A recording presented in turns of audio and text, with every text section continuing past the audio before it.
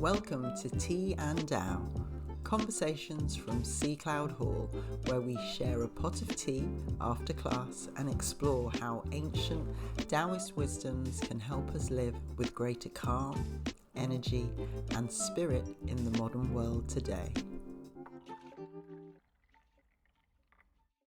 Okay, tea time. Tea time. So we've got pu'er again. Lovely. I should try a different tea as well. There's so many teas. It's a gorgeous colour. Gorgeous colour. So you have the bowl and you put it into the jug, the guy one into the jug so it doesn't steep for so long. And then you can pour it.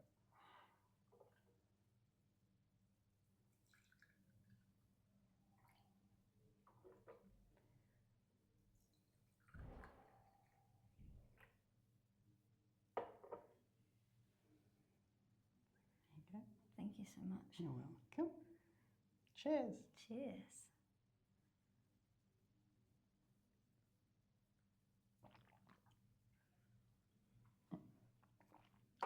Refreshing. Refreshing. It's good. Good shit. Yeah. Technical term. Absolutely. Okay.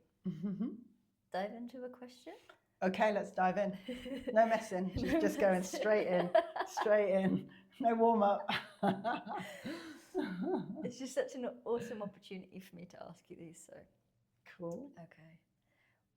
One, So yeah, no. I was going to say it's wonderful to be asked as well. But yeah, go on. Okay, Dive in. great. Dive That's in. great. So, what does taking responsibility for your health mean from a Taoist perspective?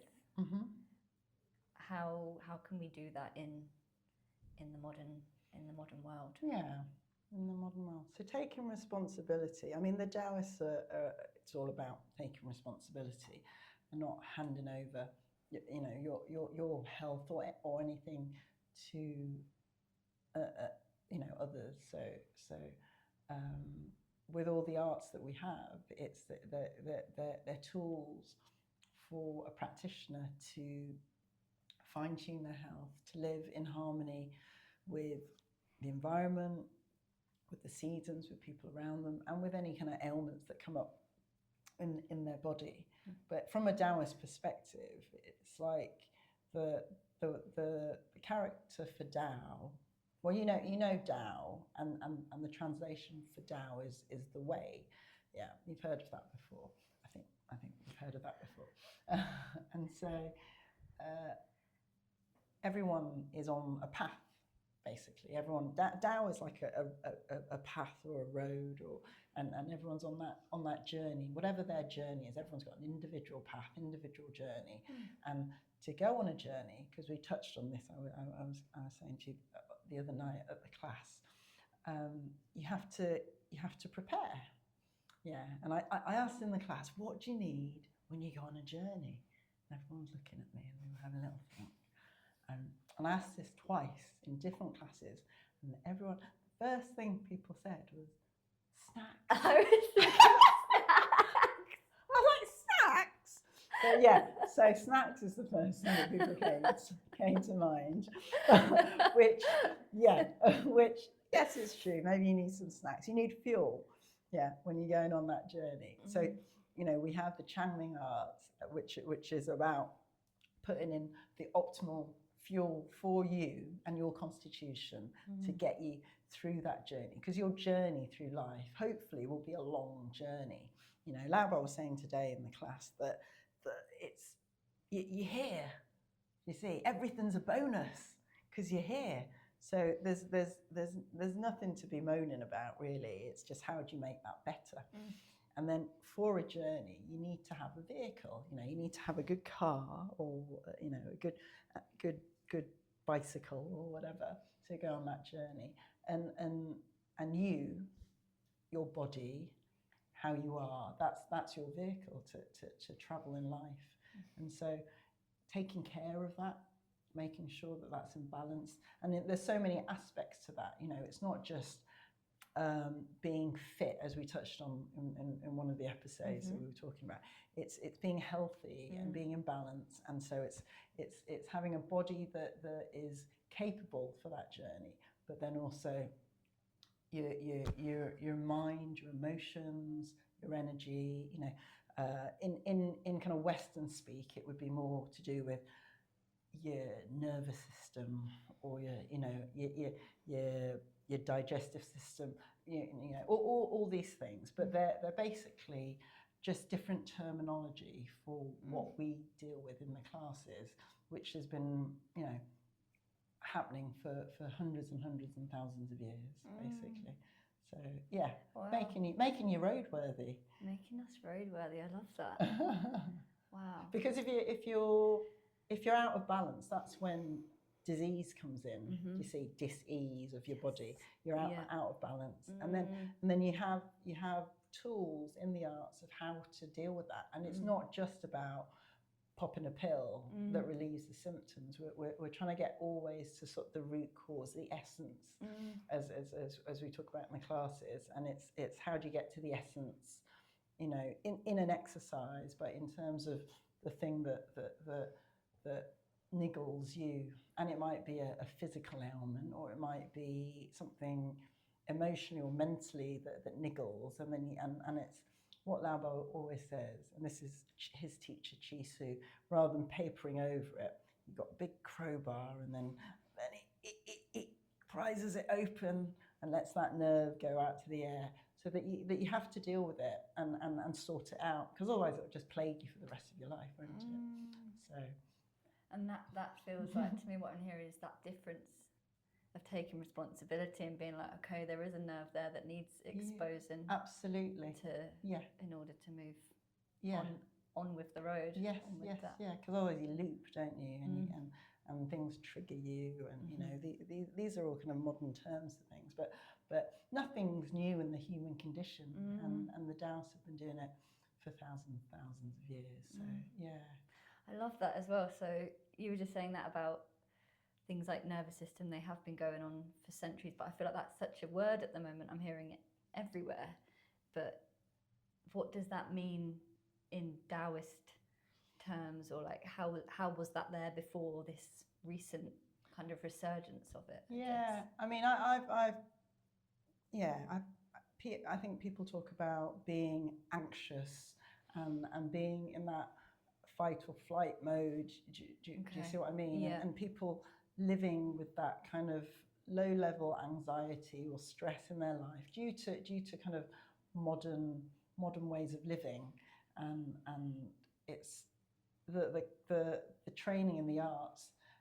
They can be a tool for you to combat that or deal with that, and you know, we have breathing exercises that get straight to calming your system down, stimulating the nervous system, well, the parasympathetic nervous system, to calm everything down, and breathing techniques to do that, so you're in control. So you know, because sometimes you might feel a bit out of control, but that's the outside world. But if you retain control internally of what's going on for you, then you know, you're golden. It's like things don't bother you so much.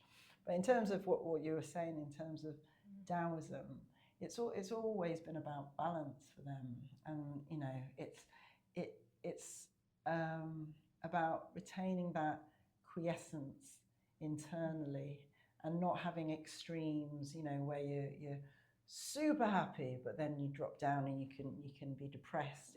It's being very, very steady and content. I mean, you can be joyful, but it's not the same as being sort of ridiculously happy, because it's like, if you go up, you've got to come down, you see. So it's just being steady all the way through, and everything being good, you know, because it is. How can we do that? So in terms of taking responsibility, what can we do, like daily, or what can we do to take that responsibility for trying to get to that balance? Yeah. Well, I think daily practice is important. Okay. You know, at the beginning, you might do a class, and you might do, you know, once a week or something, which is great. But and it's something that you fit into your life, but doing something where it becomes very much part of your life.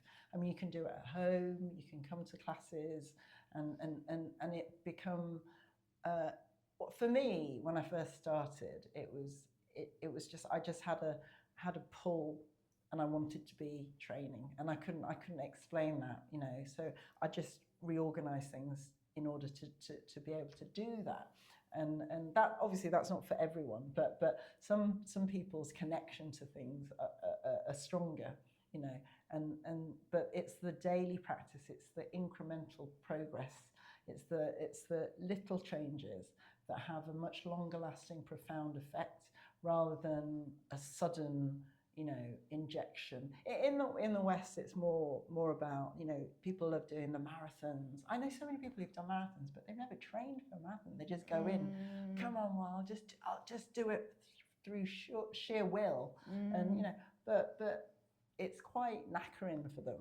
Yeah. So afterwards, you know, it'll take them a couple of weeks to recover, and for it's like a badge of honor or something. But in terms of Taoist outlook, it's a bit out of kilter, you know. It's rather than a sudden surge of effort, and you kind of burn out because of that surge. It's something that's much more steady, that allows you to grow and to repair your body. And I think we touched on that on one of the episodes. So it's that's what you have to kind of change the outlook to being, is that you're kind of repairing your body. You're making it optimal for you in your life, so that you have more energy and you're more efficient in that sense, running like your body, so that you can deal with all the kind of pressures that life throws at you without cracking. And you know, I've always said, like, the class environment, when you get a little bit more experience, it's about putting a little bit of pressure to see where the cracks come, and then you have to sort of like deal with it, but in a kind of controlled environment. So then when stuff happens to you outside, it should be water off a duck's back, because you know, you know how to deal with things, rather than it crack you up, and then it's all, you know, all a bit too much. And then if you do have to have a sudden surge, then you can recover.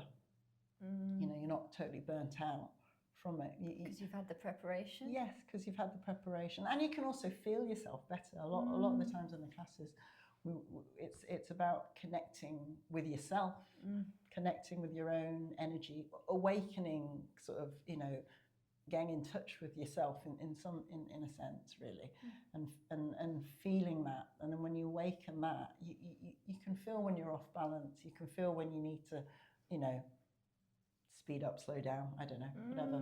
Yeah. Which is the personal responsibility Yes, again. Wow. Again, yeah. Yes. It's all down to you. It's well, yeah. Oh, amazing. Nab always says, it's like, you know, you can have as much theory in the world, you can watch loads of videos, you can read books, but you know, you have to be able to apply it, and he can't jump in to you to do it, so you have to be able to do it yourself. So it's like, you know, you've got the knowledge, you've got that information, but then can you apply it to you? Can you apply it to what's happening, you know, in an exercise or in your life? And that's where the real training is, you know. Yeah. Wow. Okay. Thank you. So you're saying how long the Taoist arts have survived for centuries. So thousands of years. Thousands of years. Thousands. I mean, Lao Tzu wrote the Tao Te Ching, they say, is it 7,000 or 5,000? But a long time ago. But he talks about the ancients before him, you know. So it didn't start, Taoism didn't start with him. He's credited for writing the Tao Te Ching, but it didn't start with him. And he looks to the ancients. There's one of the eight immortals. I don't know if you've heard of the eight immortals, but they're kind of like in the Taoist sort of pantheon of kind of gifted people, and they were like a gang. There was eight of them, and they've all got different like traits and characteristics, and one of them sits on an ox backwards because he looks to the past, but he's going forward. So that's a really important principle. Back to go forward, which is what we have. Oh, Yeah, wow. yeah, and so Lao Tzu. We were talking about Lao Tzu. When he wrote the Tao Te Ching, he refers to the ancients and sages that in the past. So thousands of years. Wow, thousands. Okay. So, I mean, what are kind of modern wellness trends? What are they overlooking? Would you say that? I mean, there's maybe I'm like not one really. bullet point? I mean, I'm not really up with the modern trends, to be honest. I remember always being told again by Laobar that the Taoists are always on the bleeding edge of things. It's like like the most modern things, we're kind of doing it already because it's so old. It's like nothing's new. Everything's being reinvented. It's just repackaged in a different way. And so in modern trends at the moment, I think people talk about functional health. That's a new thing that I've heard, which I wasn't aware of before. And it's about your body and all the different systems functioning in a way. So you've got your breathing, your nervous system, your actual body, your joints, that kind of thing, your digestive system, sleep, all of that, and how you can get them to function in the most optimal way for your body, which is what we do naturally because it's holistic. And there's the practice to keep your body fit and well and healthy, but then there's a practice to keep your energy, which that's what they don't have an eye on in the West yet, because it's all very material and what you can see, and the Taoists, they know that that's just part of it. What is seen is part of it. There's so much that's unseen that you can only feel, which again isn't measured in the West, and it's a more holistic kind of way of looking at your health rather than symptomatic, I suppose. And Taoism and Taoist practice, health practice, has always been about that. But in terms of that unseen, that whole world is what we explore in terms of practitioners of a Tao practice. I think Laobar touched on it today in terms of the first line of the Tao Te Ching. I don't know if you're aware of it, but it's most people translate it as the true Tao. So the true Tao is not the one that is spoken, something like that. Yeah. And so if you can talk about it, it's not the real Tao. It's like if this us talking isn't Tao practice. It's maybe for your mind, but the true Tao, well, you get closer to it only through feeling. You have to feel it, and that's what we're trying to train in the classes. That feeling, that unspoken, is still vital for your health. Your spirit, your mental resilience, your mental, what they call at the moment, isn't it, mental health, all of that, and that's what people suffer from as well, but rather than taking a pill, taking responsibility for that, and using your own energy and focus to basically eradicate that disease from your body, and often that can be down to organs as well, and as well as it's an internal way of dealing with it rather than it's something external that's making me feel that way. Because that's like the tipping point, isn't it? Yes. It's the external trigger Yeah, or whatever. absolutely. Okay. Yeah. Wow. Okay. I've talked a lot there. But... You have, yeah. No, no, thank you. That was, there's a lot in there.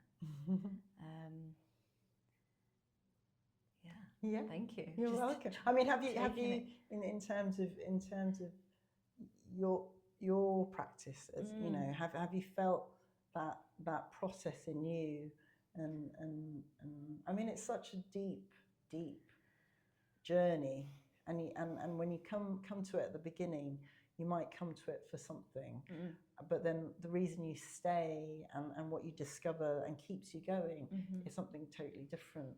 And Absolutely. yeah. Yeah, it's even just today in the class, I realised how there was two, I mean, I'm sure there's more than two ways of doing the same exercise, but it was like in the very last kind of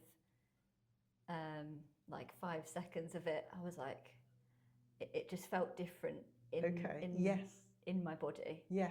And then it had A different an effect. And I was like, oh, and we kind of both had that Cool. tacit awareness of when it was that acknowledgement, and it was like, oh, did that make a difference? Yeah, it did. So is that what you mean? And that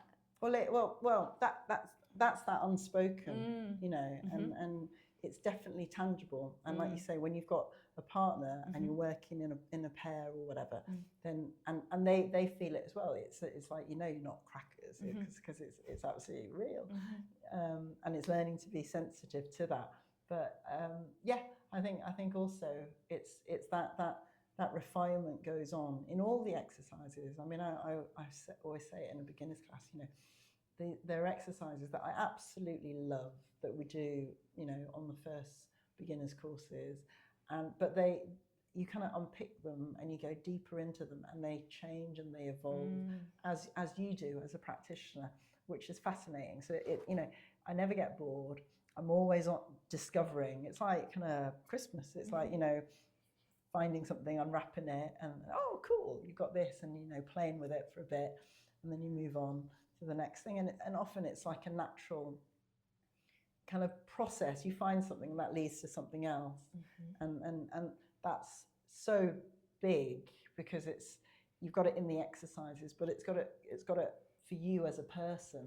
You know, if I think about the person that I was when I started many years ago at university, I'm a totally different person. I've actually had many versions of that person, but at the same time, I'm kind of even more that person. If that makes sense, I don't know if that makes sense, but it's sort of allowing me to come out as opposed to stuff that you know you put on yourself, I suppose. I'm thinking of the onion. The onion. Layers, you know, like Shrek and Donkey. Layers. Yeah, absolutely. Well, we talk about the onion, and you've got layers, and you've got to go into the layers of the onion. Sometimes you might have to cry because you know, the onion makes you cry. But that kind of sweats off the layer of you, I guess, for the new you to come through. Yeah, absolutely. Yeah. Wow. Cool. Thank you so much. You're welcome. Thank You're you. welcome. Have some more tea. Oh, yeah. Have some more tea.